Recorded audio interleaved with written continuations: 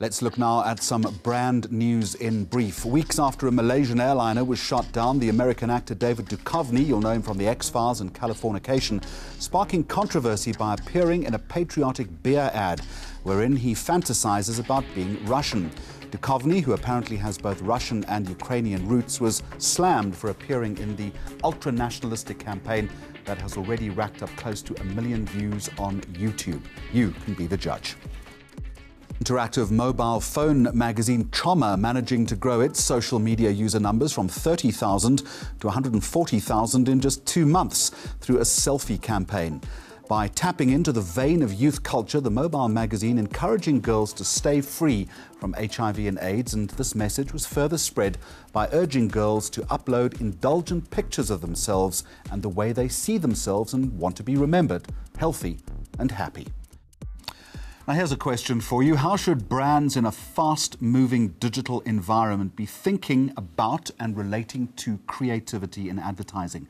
And do brands take too short-term a view on the creative product? That informed a discussion I had with Nir Wegrzyn from the specialist agency BrandOpus when Mags on Media was in France recently for the Cannes Lions Festival of Creativity. You say this, that the key to unlocking creativity is to think pluralistically and not in singular terms. I think I know what you mean, but give me a better description. Creativity, when we look at how to solve problems, we look at every time there's a new question coming in front of us, there's a new brief coming to our desk. The pitfall always is to immediately have some sort of an idea about what it is that the answer is. And then there's like a desired solution that we immediately go and prove that that is the solution. Whereas creativity really is about having the ability to understand all the potential solutions that are inherent in a problem.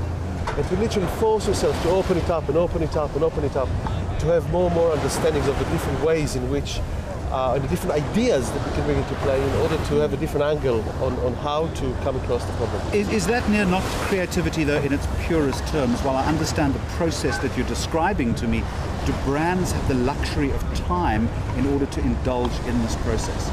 I don't think it's an indulgent process. I think you have to do it quickly. What you have to have is people that are capable of thinking like this, people who are capable of being creative, as I call it, or immediately not looking for the one solution, but looking for the many options. Looking for the one solution is a kind of a scientific way of approaching it. A desired solution, let's prove it right, wrong. Looking for a true answer to the question, for the truth in the product, which is a lot of people here talk to the last 3 days about the truth. Truth is looking backwards, is looking to what already was done, looking to things that happened before. But isn't great brand building all about the truth, about finding that one special, unique insight? One special, unique insight, definitely. Truth, no. It's we need to imagine things into the brand. We need to find all the ideas. And how do you spot the idea that's the one that's going to have the right consequences for the brand? Because different ideas lead you to different consequences. And if you just hang on to the first thing that comes to mind, you prove it right, you think it works, everything works. What you're saying in many respects is you have to free your mind in this respect. In fact, you go on to say that creativity is almost an act of rebellion, and I love this, in the name of liberation. Yes, it's it's an aspect of creativity, and there's a lot of creativity that is quite literally like that. Is that we have to almost liberate ourselves from what we think we already know about the brand. You also say that there's no one right idea, but multiple possibilities. Yeah. But at some point, you have to find one idea that is better than other ideas. How do you get to that point? How, in other words, in very simple terms, how do you know when you've cracked the idea? Yeah, I think that's a fantastic question, because I don't think you do know. Yeah. I think you have to make a choice at some point, quicker or later, stage 2 or stage 3, and it's a choice that you make. It's not that this is what we came up with and let's run with it because, okay, it ticks some of the boxes. You make a conscious decision out of 4 ideas, out of 4 consequences, what I'm choosing to do with it, so you're not a victim later on when it doesn't work. You take a collective decision about this is the kind of consequences we want to have for our brand. You need to know where you want to go to. That's also very difficult. It's the painful process of art in many ways, and I would imagine that great creative directors have also got to live all the time with a sense of regret. I think they have to live with the idea that they will not make the right choice. There's no such thing as the right choice. They need to be able to make decisions about the consequences and about which creative idea unleashes something which is already inherent in the brand and allows the brand to reach some future which is not marginal. Because if you look for truth, you're going to be marginal. Always one step We're not interested in the one step, we're interested in leap forward, to get the brand almost transformed to a place that it needs to go to. We don't force the brand to go anywhere, it wants to go to. We need to spot within the cracks of the brand where is that grain that can move the brand forward. It's a process, as you've said to me, of imagination. I understand that, but you also make the point that clients think the creativity is a process of discovery, of digging. How do you convince the client, the brand, that you're not on a mining expedition here? Yes. Given that they're paying the bill and the clock is ticking. They're paying the bill, the clock is ticking, and the deadline is like, yes. It's a bomb, it's not a clock, it's a bomb that's about to explode. And it's not a process of discovery, there's nothing to discover. We need to imagine a future into a brand using what's there. But if we just go and discover what was already there, we'll be where we were yesterday, which is, I think Einstein said, if you only think about something long enough, you end up exactly where you started. Precisely, yeah. Finally, this week, all too often, there is a big gap between brand promise, that's the stuff you see in advertising, and what you really get for your money.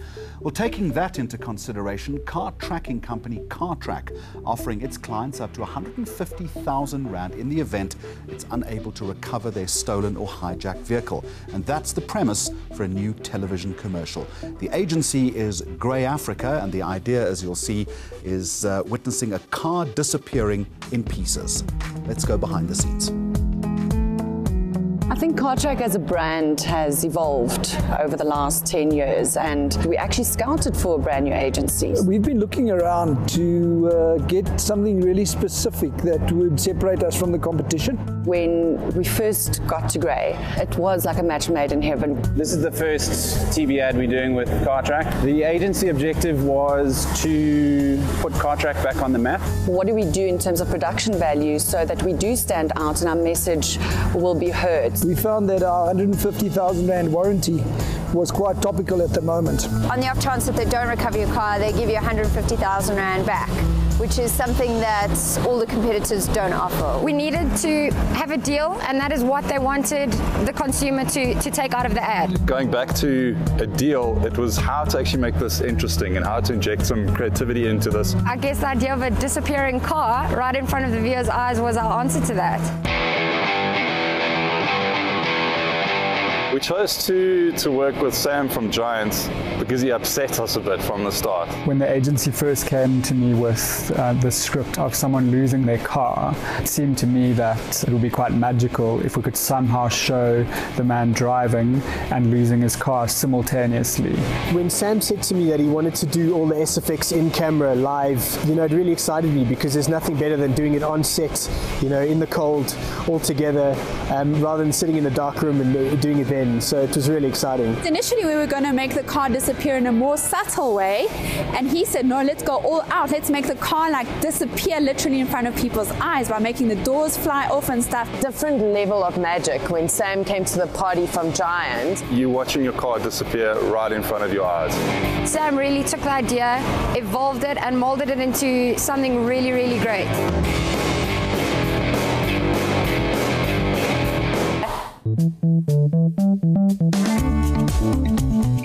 The tricky part's always once you start testing things, how do you problem solve on the spot? For one, the bonnet's going to fly off, both of the side doors are flying off. There was a mirror explosion that was really fun to work on, sort of making that thing get that sort of exploded view. I personally had a week to sort of figure out how the rigs are going to be put together. We were depending entirely on this rig working. It's a ballet between so many entities, it's the stunt guys with the car, it's the grips with the crane, it's the character with his performance, it's the lighting, it's everything has to come together. We're hoping that consumers will react in an exciting way. The fact is that we could have done this in a studio, someone sitting behind a desk and basically telling you that you should go for Cartrack. But the way that we've approached it and the way that we've made it, I believe, really interesting and engaging for people to watch. You can see the finished ad on our Facebook page. Here's the address, and that's where we're going to leave it for this week. Until next time, goodbye to you, and thank you for watching.